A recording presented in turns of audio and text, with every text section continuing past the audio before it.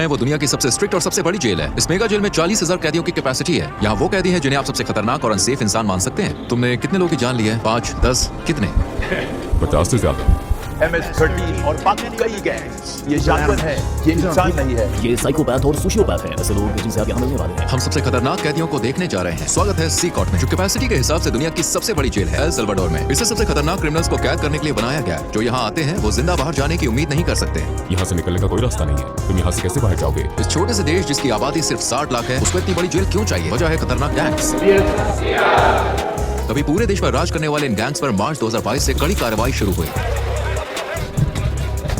राष्ट्रपति नायाब बुकेले के शासन में सिर्फ 16 महीनों में 70,000 से ज्यादा लोग को अरेस्ट किया गया। ये देश के एडल्ट पॉपुलेशन का करीब 2% है। ये देश के एडल्ट पॉपुलेशन का करीब 2% है। बसों ने रात के अंधेरे में एक सख्ती से तैयार किए गए ऑपरेशन में हजारों गैंग के सदस्यों को जंजीरों में बांधकर सी कॉर्ट पहुंचाया। एक के पीछे एक बैठाए, सिर झुकाए, वो एक ही भीड़ की तरह दिख रहे थे। हथियारबंद गार्ड से घिरे होने के कारण उनमें से किसी ने भी आदेशों का विरोध करने की हिम्मत नहीं करी। एक ही दिन में उनकी जिंदगी पूरी तरह से बदल गई। हम यहाँ के सबसे खतरनाक गैंग लीडर का इंटरव्यू भी करेंगे। 10 मिनट। 2022 में बनी ये जेल बहुत बड़ी है। ये जेल जो है ये करीब 410 एकड़ में फैली है दोस्तों। और आपको बता दें इसमें करीब 8 अलग अलग हिस्से हैं। हर 2 हिस्सों को 3 मीटर ऊंची दीवार और नुकीले तारों से घेरा गया है। ये पूरी जगह 9 मीटर ऊंची दीवार और 3 मीटर ऊंची बिजली की तारों वाली फेंस से घिरी हुई है, जिसमें 15,000 वोल्ट का करंट है। 19 वॉच टावर्स हर हरकत पर नजर रख रहे हैं ताकि कुछ भी छूट न जाए। यहाँ की पूरी डिजाइन सिर्फ भागने से नहीं रोकती, बल्कि भागने के ख्याल को ही मिटा देती है। हेलो, हमारे पास प्रेसिडेंसी से परमिशन है। सोल्जर्स ने हमें रोक लिया। हमें उम्मीद है कि ये आखिरी चेक पॉइंट होगा। सी कॉर्ट के आसपास के 2 किलोमीटर के दायरे में जैमर ने सारे सिग्नल्स ब्लॉक कर दिए हैं, जिससे कम्युनिकेशन बंद हो गया है। जेल की सुरक्षा के लिए 600 से ज्यादा सैनिक सिर्फ बाहरी सुरक्षा पर तैनात हैं। जेल में दाखिल होने से पहले हमें अपनी सारी चीजें यहीं छोड़नी होंगी। हम सिर्फ कैमरा और माइक्रोफोन साथ ले जाएंगे बस। धीरे धीरे पास करो। कैमरे की तरफ देखो। Body scanner. मुझे याद नहीं रहा कि मैंने अपनी वेडिंग रिंग उतारी है। इसे वहाँ रखना होगा। ये मशीन कुछ भी छुपने नहीं देती। ये हाई कैपेसिटी एक्सरे स्कैन हड्डियों और अंदरूनी अंगों तक को दिखा देता है। इसे खासतौर पर नए कैदियों की जांच के लिए इस्तेमाल किया जाता है, ताकि कोई भी अपनी बॉडी में ऐसा सामान ना ले जाने की कोशिश करे जो पूरी तरह से प्रतिबंधित है। ये लोग चीजें निकल लेते थे या फिर वजाना और एटस के जरिए अंदर लाने की कोशिश करते थे। माइक्रो SD कार्ड, माइक्रोचिप्स और यहाँ तक कि फोन चार्जर भी। एक और गहन बॉडी चेक की गई। अपने जूते उतारो। उन्होंने हमारे सॉक्स को भी अंदर से चेक किया। हमें केवल सिक्योरिटी पार करने में 1 घंटा लग गया, जबकि हमें मीडिया के रूप में इनवाइट किया गया था और इसके लिए महीनों पहले अप्लाई किया था। गार्ड्स ने मास्क पहना है क्योंकि वो यहाँ एक जोखिम भरा काम कर रहे हैं। अगर उनकी पहचान हो गई तो टाउन सेंटर से आना उनके लिए और भी खतरनाक हो सकता है, क्योंकि इनके गैंग्स के बहुत सारे कनेक्शन है। मुझे उनसे आमने सामने बात करनी पड़ती है, उनकी आंखों में देखकर। वो पहले से ही जानते हैं कि मैं कौन हूँ। अब हम रजिस्ट्रेशन रूम में। ये जगह सिर्फ कैदियों के लिए। जब किसी क्रिमिनल को सड़क से पकड़ा जाता है तो उनके पास कोई ID नहीं होती और न ही वो अपना असली नाम बताते हैं, इसलिए उनकी फिंगरप्रिंट और फोटो लेकर उन्हें सिस्टम में एनरोल किया जाता है। एक बार जब वो सी कॉर्ट का परमानेंट पार्ट बन जाते हैं तो वो अपने परिवार और प्रियजनों से हमेशा के लिए संपर्क खो देते हैं, क्योंकि फैमिली विजिट स्ट्रिक्टली मना है। ये भी ध्यान देने वाली बात है कि बड़ी कार्रवाई के दौरान कुछ मासूम लोग गलती से जेल में बंद कर दिए गए। नो कॉन्टैक्ट पॉलिसी की वजह से उनके परिवार को ये तक नहीं पता कि वो कहाँ है या जिंदा भी है या नहीं। कुछ के लिए ये डॉक्यूमेंट्री उनके गायब प्रियजन को देखने का पहला मौका हो सकता है। कैदियों के मॉड्यूल्स में जाने से पहले हम जेल के आर्मरी सेक्शन में गए। ये हिस्सा किसी भी संभावित दंगे के मामले में जरूरी है, क्योंकि यहाँ के क्रिमिनल्स दुनिया के सबसे खतरनाक क्रिमिनल्स माने जाते हैं। हम जो हथियार यहाँ इस्तेमाल करते हैं और वो T65 राइफल है, जो कि M16 राइफल जैसी ही होती है। हमारे पास 12 गेज शॉटगन भी है। 6 सॉयर राइफल हमें तंग जगहों में भी आसानी से काम करने देती है। जब क्रिमिनल्स को अरेस्ट कर बस में ले जाया जाता है तो उनकी मूवमेंट को रोकने और ऑफिसर्स की सुरक्षा के लिए कई तरह की हथकड़ियां और जंजीरें लगाई जाती हैं। क्या यहाँ पे कभी दंगा हुआ? अभी तक कोई भागने की कोशिश नहीं हुई। यहाँ हमारे पास सबसे खतरनाक क्रिमिनल है। दंगा रोकने वाले गियर में सिर की सुरक्षा, फेस शील्ड, गर्दन की सुरक्षा, एंटी ट्रॉमा वेस्ट, पैरों की सुरक्षा, शिन गार्ड्स और एक शील्ड शामिल है। आमतौर पर जेलों में कैदी हाथ से बने हथियार जैसे चाकू या नुकीले औजार तैयार कर लेते हैं। उनकी पूरी सुरक्षा की जाती है। आप देख सकते हैं उनके पैरों की भी सुरक्षा होती है। क्योंकि जेल बहुत बड़ी है, हमें बस से जाना होगा। अब हम मॉड्यूल एरिया में एंटर कर रहे हैं। देश को सुरक्षित रखने के लिए सी कॉर्ट में 1000 स्टाफ मेंबर्स काम करते हैं। ये लगभग इम्पॉसिबल है, लेकिन बस सोचिए अगर कोई कैदी इस किले-नुमा जेल से बाहर निकल भी जाए तो जो छोटे-छोटे पत्थर आप देख रहे हैं उन्हें जानबूझकर यहाँ रखा गया है। इन पत्थरों पर चलते ही आवाज होती है, जैसे अलार्म बज गया हो। ऐसे में चुपचाप भागना नामुमकिन है। क्या उन्होंने भागने की कोशिश की? नहीं। क्या वो कोशिश कर सकते हैं? मुश्किल है, क्योंकि उन्हें कई सिक्योरिटी रिंग्स पार करने होंगे। सी कॉर्ट को एक अलग-अलग जगह पर अपनी पूरी इंफ्रास्ट्रक्चर के साथ बनाया गया है, जिसमें इलेक्ट्रिकल और सीवेज सिस्टम भी शामिल है, ताकि बाहरी रोक टोक ना हो सके। अगर बिजली कट जाए या पानी की सप्लाई रुक जाए तो सिस्टम्स और पावर प्लांट से 1 हफ्ते तक काम कर सकते हैं। मुझे बहुत एक्साइटमेंट हो रही है। अब हम दुनिया के सबसे खतरनाक क्रिमिनल्स के आमने सामने होने वाले हैं। माहौल काफी तनावपूर्ण है। अब हम एक मॉड्यूल के अंदर जा रहे हैं। आप यहाँ तीसरे और चौथे मॉड्यूल को एक साथ देख सकते हैं। जो क्रिमिनल इनमें से किसी एक इमारत में घुसता है वो कभी इन दरवाजों से बाहर नहीं निकलता। कुछ ही कदमों में हम 2500 से ज्यादा कैदियों के बीच होंगे। ये ऐसा है जैसे कंट्रोल केओस के बीच कदम रख रहे हैं।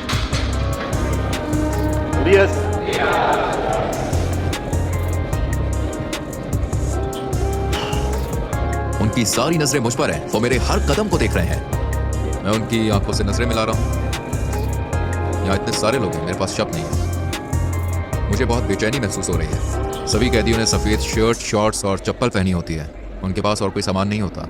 ज्यादातर कैदी मुश्किल से 20-25 साल के होते हैं और गंभीर अपराधों के लिए दोषी ठहराए गए हैं। इतिहास के सबसे कुख्यात क्रिमिनल के पास भी आमतौर पर 20 से 30 पीड़ितों का रिकॉर्ड होता है, लेकिन यहाँ कुछ कैदी सैकड़ों मासूम लोगों की जान लेने के लिए जिम्मेदार हैं। क्या मैं कैदियों से कुछ पूछ सकता हूँ? नहीं, बिल्कुल नहीं। अगर आपके कोई सवाल है तो मैं उनका जवाब दूंगा। अगर वो मुझसे बात करने की कोशिश करें तो आप क्या करेंगे? मैं उन्हें ऐसा करने नहीं दूंगा। वो जानते हैं कि अगर उन्होंने इंस्ट्रक्शंस को फॉलो नहीं किया तो उन्हें सजा मिल सकती है। मुझे जानने की उत्सुकता है कि इन ग्रुप लीडर्स में से किससे मेरा इंटरव्यू होगा। हमें इस पीली लाइन को पार करने की इजाजत नहीं है, क्योंकि ये दुनिया के सबसे खतरनाक इंसानों में से हैं। हमारे और उनके बीच कोई सलाखें नहीं है और हर कोई जानता है कि यहाँ कुछ भी हो सकता है। इस मेगा जेल के 8 मॉड्यूल में से आपको बता दें, हर एक में 32 सेल हैं। हर सेल में करीब 80 कैदी होते हैं, लेकिन ये संख्या 150 तक जा सकती है। जेल अभी अपनी पूरी क्षमता पर नहीं है, लेकिन फिर भी हर कैदी के पास केवल 0.5 स्क्वायर मीटर्स की पर्सनल जगह है। कैदियों को ना तो कोई वेंटिलेशन मिलता है और ना ही सेल के बाहर चलने का कोई आंगन। यहाँ हर कैदी को इतनी लंबी सजा दी गई है जिसको आप इमेजिन भी नहीं कर सकते। एक चीज जो नहीं बदलती वो ये है कि ये कैदी कभी भी बाहर नहीं जाएंगे और कभी सूरज की रोशनी नहीं देख पाएंगे। जेल के अंदर बाहर आने जाने की इजाजत केवल स्टाफ और कभी कभी मीडिया को है।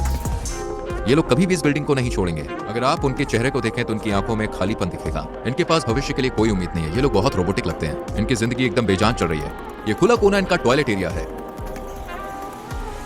80 कैदियों के लिए यहाँ सिर्फ 2 टॉयलेट है। ये काफी अपमानजनक है।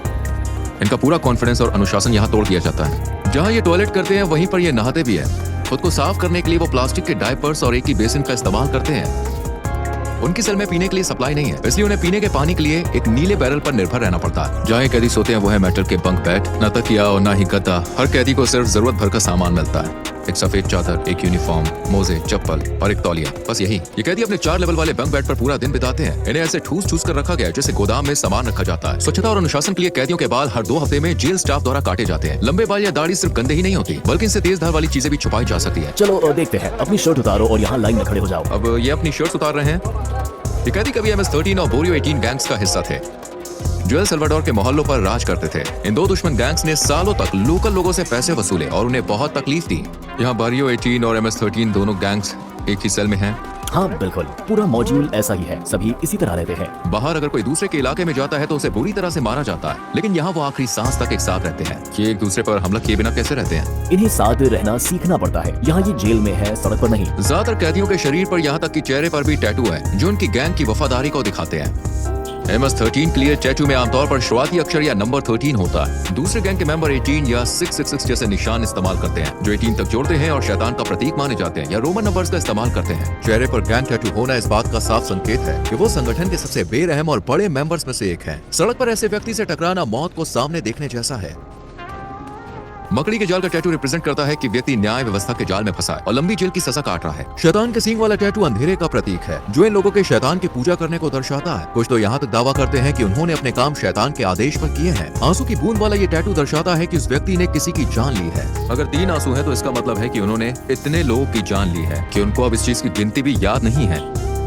अभी हंसो बात करो वाक्य वाले जो मास्क है या फिर जो जोकर के टैटू हैं, वो ये संदेश देते हैं कि मुश्किलों में भी मजबूत रहो और परिणामों का सामना बाद में करो। क्या ये सभी लोग वाकई में इतने ज्यादा बुरे हैं? ये किसी और ही लेवल पर है। सबसे खतरनाक क्रिमिनल जो अपनी मानसिकता कभी नहीं बदलेंगे। अगर आप ऊपर की ओर देखें तो वहाँ एक कैटवॉक एरिया है। गार्ड्स लगातार इस ऊंची जगह से कैदियों पर नजर रखते हैं। अगर कुछ भी संदिग्ध होता है तो वो तुरंत कार्रवाई करते हैं। इसके अलावा कैमरों का एक बहुत बड़ा नेटवर्क हर कोने पर 24/7 नजर रखता है ताकि कुछ भी छूट न जाए। मॉड्यूल्स को दिन रात रोशनी से भर कर रखा जाता है। जब सूरज ढल जाता है तभी लाइट्स हर वक्त जलती रहती है। कैदियों पर लगातार नजर रखी जाती है। मुझे लगता है ये यहाँ होने वाली सबसे मुश्किल चीजों में से एक है। जब वो सोने की कोशिश करते हैं तो अपनी आंखों को रोशनी से बचाने के लिए तौलिए से ढक लेते हैं। यहाँ पर एक पादरी बाइबल से कैदियों को देके कुछ महत्वपूर्ण पाठ पढ़ा रहे हैं। वहीं दूसरी तरफ कुछ कैदी फिजिकल एक्सरसाइज कर रहे हैं। एक ट्रेनर भी मौजूद है। ये इकलौता समय है जब ये कैदी अपनी सेल से बाहर आते हैं। ये गतिविधियां हथियारबंद गार्ड्स की नजर में हफ्ते में कुल 1 घंटे के लिए होती है।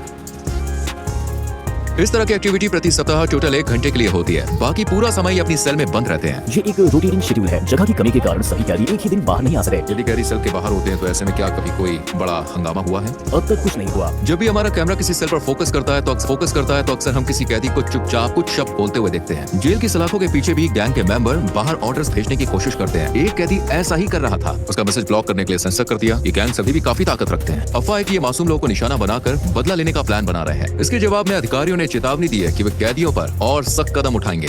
अगर उन्होंने ऐसा किया तो उन्हें जेल में खाना नहीं मिलेगा। मैं कसम खाता हूँ वो एक दाना चावल भी नहीं खाएंगे। फिर देखते हैं वो कितने दिन टिकते हैं। यहाँ कैदियों को दिन में 3 बार सुबह, दोपहर और रात का खाना मिलता है। नाश्ते में आमतौर पर चावल और बीन्स होते हैं और रात के खाने में भी यही होता है। दोपहर के खाने में सफेद चावल और पास्ता मिलता है। यहाँ कोई न्यूट्रिशन वाला खाना जैसे चिकन या मीट नहीं दिया जाता। ये है आज का लंच। चावल, पास्ता और 2 टॉर्टिला। क्या मेन्यू रोज बदलता है? नहीं। क्या हर दिन यही खाना होता है? हाँ, हमेशा यही। Fresh mint. ये एक मीठा पेय है। वैसे खुद चखने वाला हूँ। कैदियों को अपने हाथों से खाना खाना पड़ता है और खाने के बाद अपनी प्लेटें साफ करनी होती है। प्रोटीन की कमी वाली इस डाइट के कारण इनमें से कई को न्यूट्रिशन की कमी की समस्या हो सकती है। हम कैदियों के साथ इंटरव्यू शुरू करने से पहले आपको एक ऐसी जगह दिखाना चाहते हैं जो अब तक देखी गई जगहों से भी ज्यादा खौफनाक है। ये है आइसोलेशन सेल एरिया। जब कैदी कानून के मुताबिक कोई नियम तोड़ते हैं तो उन्हें इन आइसोलेशन सेल्स में भेजा जा सकता है। कानून मुझे इन्हें 15 दिनों तक यहाँ रखने की इजाजत देता है। इन सेल्स के दरवाजे पूरी तरह से बंद होते हैं। इस ग्रिड से मैं इन्हें देख सकता हूँ और पहचान सकता हूँ कि अंदर कौन है। यहीं पर हम इन्हें खाना देते हैं और दरवाजा खोलने से पहले हथकड़ी लगाने के लिए इस स्पेस का इस्तेमाल करते हैं। स्वागत है आइसोलेशन सेल में। अगर कोई कैदी मिसबिहेव करता है तो उसे यहीं भेजा जाता है। वो ये नहीं जानता कि कितना समय हो चुका है या उसे और कितनी देर तक यहाँ रहना होगा। दिनों या हफ्तों तक वो इस कंक्रीट के बिस्तर पर सोता है बिना बाहर निकले। वो बाहरी दुनिया से पूरी तरह कटे होते हैं, अकेले केवल अपने ख्यालों के साथ। देखिए, यहाँ पर पीने के लिए एक बेसिन है। यहीं से वो पानी लेते हैं और यहीं वे टॉयलेट करते हैं। पीने के पानी का बेसिन और टॉयलेट पास पास हैं। टॉयलेट हाल ही में इस्तेमाल किया गया है और गंदा दिखता है, जिससे लगता है कि सेल का हाल ही में इस्तेमाल हुआ है। उनके पास रोशनी के लिए इकलौता ये छोटा सा छेद है जिससे मुश्किल से सूरज की रोशनी अंदर आती है। यही छेद ताजी हवा का भी इकलौता साधन है। आपके हिसाब से आइसोलेशन रूम की सबसे मुश्किल बात क्या है? अंदर आप अपने हाथ भी नहीं देख सकते। जब कोई कैदी आइसोलेशन में होता है तो जरूरी है उसके पास पढ़ने को हो जो उसका दिमाग शांत रख सके, लेकिन यहाँ कुछ भी नहीं मिलता। चाहे कोई क्रिमिनल कितना भी कठोर क्यों ना हो, अकेलापन उन्हें तोड़ देता है। ये हमारे यहाँ के क्रिमिनल्स के लिए जरूरी है जो कभी खुद को भगवान मानते थे। ये लोगों का जीना मरना तय करते थे। वे माफी मांग सकते हैं और शायद भगवान उन्हें माफ कर दे, लेकिन यहाँ न्याय होना चाहिए क्योंकि इतने सारे पीड़ितों के लिए वो यही डिजर्व करते हैं। अब हम साइको नाम से मशहूर कैदी का इंटरव्यू लेने जा रहे हैं। उसका 34 साल का क्रिमिनल रिकॉर्ड है और पिछले 25 साल से वो एक संगठन में बड़ी पोस्ट पर रहा है। 10 मिनट। इस कैदी के चारों ओर सुरक्षा सुनिश्चित करने के लिए 12 गार्ड्स भी काफी नहीं है। मास्क उतारो। तुम्हारा नाम क्या है? मेरा नाम मारून आर्नेस्टो है। तुम्हारी उम्र कितनी है? मैं 41 साल का हूँ। तुम 41 नहीं लगते, तुम ज्यादा 35 के लगते हो। ये अच्छी बात है कि तुमने कहा क्योंकि मुझे तो बुरा महसूस होता है। क्या मैं तुम्हारे टैटू देख सकता हूँ? MS-13 तुमने इस क्राइम ऑर्गेनाइजेशन को कब ज्वाइन किया? 2004 में, लेकिन मैंने क्रिमिनल रिकॉर्ड 11 साल की उम्र से शुरू कर दी थी। तुमने पहली बार इस रास्ते पर कैसे कदम रखा? जब किसी के पास सिर्फ माँ होती है और माँ काम पर जाती है तो आप सड़क पर सहारा ढूंढते हो। आप किसी को ढूंढते हो जो आपकी मदद कर सके। मैंने सोचा और मेरी माँ गरीब है, मुझे जूते चाहिए, मुझे कपड़े चाहिए और मैंने चोरी करना शुरू कर दिया। फिर मुझे पिता की तरह कोई चाहिए था क्योंकि मैं अपने पिता के साथ बड़ा नहीं हुआ और मैंने गैंग ग्रुप ढूंढ लिया। मैंने हत्या की और एल सल्वाडोर आ गया अपनी जिंदगी बदलने की कोशिश करते हुए, लेकिन यहाँ और गैंग्स थी और मैंने वही करना शुरू कर दिया और मैं फिर पकड़ा गया। मैं हमेशा ऐसा इंसान रहा हूँ जो अपने मन में ठान ली गई चीजों को पूरा करना चाहता था और मैंने वो सब कुछ किया जो मुझे करना था। लेकिन देखो, मैं यहाँ हूँ। शैतान अपने लोगों को ऐसे ही इनाम देता है। क्या सच है कि इस क्राइम ऑर्गेनाइजेशन में शामिल होने के लिए किसी की जान लेनी पड़ती है? हाँ, पहला शिकार शायद तुम्हारे किसी रिश्तेदार का ही होता है। मुझे सच में याद नहीं है कि कितने लोगों की जान ली थी, लेकिन हाँ, क्योंकि तुम्हें अपने गैंग के लिए इलाका हासिल करना होता है। मैंने अपनी माँ, अपने पिता, अपने बेटे, सब कुछ यहाँ गैंग्स की वजह से खो दिया। मेरा मतलब है मैं USA में अपने परिवार के साथ एक बेहतर जिंदगी जी सकता था, लेकिन तुम जानते हो हमने गलत फैसले लिए। यही इसका नतीजा है। इसलिए मैं युवाओं से कहता हूँ, अरे स्कूल जाओ, अपने माँ और पिता की बात सुनो। वो जिंदगी मत जियो जो हम जी रहे हैं। इससे बाहर निकलने का कोई रास्ता नहीं है। तुमने कितने लोग की जान ली है? 5 या 10? कितने? नहीं, अगर तुम जेल में मेरे बाद के समय की बात करो तो शायद 50 से ज्यादा। कभी कभी ऐसा करना पड़ता है। वक्त के साथ तुम इतने निर्दयी और पत्थर दिल कैसे बन गए? मैं सच में सवाल का जवाब नहीं दे सकता। सिकोट में रहते हुए अपने परिवार को कभी ना देख पाने के बारे में तुम्हें कैसा लगता है? मुझे बहुत बुरा लगता है क्योंकि मैंने अपने बेटे को आखिरी बार तब देखा था जब वो 5 साल का था और अब वो 21 साल का है। मैं उसे देखना चाहता हूँ, मैं उसे कहना चाहता हूँ, सुनो वो गलतियाँ मत करना जो तुम्हारे पिता ने की। एक बेहतर जिंदगी की तलाश करो। जिन लोगों को तुम्हारे कारण नुकसान हुआ वो भी अपने प्रियजनों को कभी नहीं देख पाएंगे और तुम भी अपने परिवार को नहीं देख सकोगे। किसी को याद करने की भावनाओं से कैसे निपटते हो? मुझे बुरा लगता है कभी कभी, जैसे मैंने बताया, मैं अपने बिस्तर पर लेटता हूँ और बहुत सी चीजों के बारे में सोचता हूँ। कभी कभी मैं रोता हूँ और कहता हूँ तुम्हारे जिंदा रहने की प्रेरणा क्या है? एक दिन अपनी जिंदगी बदलना और भगवान को पाना। मैंने भगवान से कहा मुझे माफ कर दो, मुझे माफ कर दो जो मैंने किया। ठीक है, आखिरकार हमने सूरज की रोशनी देखी और सच कहूं सीकॉट ऐसी जगह है जहां आप कभी भी नहीं जाना चाहेंगे, यहाँ तक कि एक विजिटर के तौर पर भी। लेकिन जिन लोगों ने सल्वाडोर के मासूम लोगों को शिकार बनाया, ये अब उनका हमेशा का घर बन गया। इन क्रिमिनल्स ने निर्दोष लोगों का जीने का हक छीन लिया और अब वो इसकी कीमत चुका रहे हैं। सल्वाडोर की सरकार का मैसेज साफ है, अब अपराध बर्दाश्त नहीं किया जाएगा और सजा बेहद सख्त होगी। एल सल्वाडोर में सबसे ज्यादा हाई रेट लाइफ कॉस्ट या फाइट्स की वजह से चरम पर एक साल में हर 1 लाख लोगों में से 104 अपनी जान गंवा देते थे। पिछली सरकारों ने इन गैंग्स के साथ दोस्तों समझौते किए, लेकिन इससे हमेशा के लिए शांति कभी नहीं आई। हालांकि मौजूदा सरकार का मेथड कंट्रोवर्शियल है, लेकिन 2023 तक ये नंबर तेजी से गिरकर 1 लाख में 2.4 हो गया, जिससे सल्वाडोर पहली बार दुनिया के सबसे सुरक्षित देशों में शामिल हो गया। अब तक के नतीजे साफ हैं, शहरों में शांति लौट आई और मोहल्लों में सुकून देखा जा सकता है। लेकिन उन लोगों का क्या जो गलत तरीके से जेल में डाले गए? क्या ये सही न्याय है या केवल अपराध को काबू में रखने का तरीका? क्या ये एक परमानेंट समाधान है या फिर सिर्फ एक टेम्परेरी उपाय? फिलहाल देखिए, हम आपको बता दें, जवाब साफ नहीं है और दुनिया इसे ध्यान से देख रही है। इस डॉक्यूमेंट्री को देखने के लिए धन्यवाद। अगली बार फिर मिलेंगे। सब्सक्राइब करना ना भूलें।